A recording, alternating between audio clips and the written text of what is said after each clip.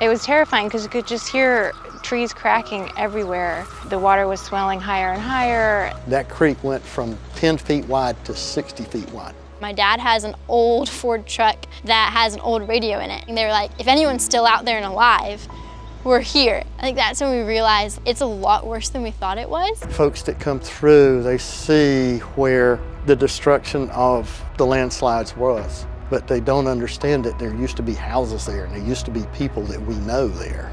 They're just gone.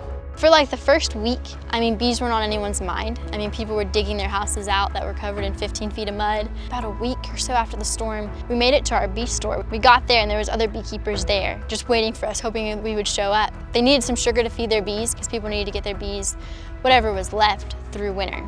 And then we got in contact with you guys, with Greater Good. You guys sent us some sugar and we started distributing it. People just completely breaking down on the phone because we don't have a house anymore.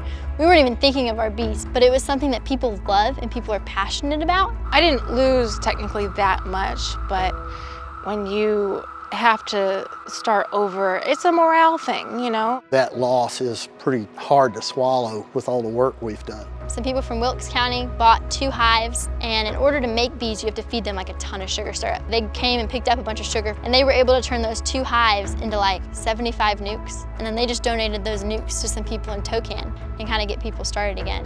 And they never would have been able to do that if it wasn't for a sugar donation. That's just some part that we can be, you know, a little ray of sunshine to people that have lost everything. It's been an amazing recovery for us. The amount of support we've received is like, it's meaningful and amazing. Words are just not sufficient.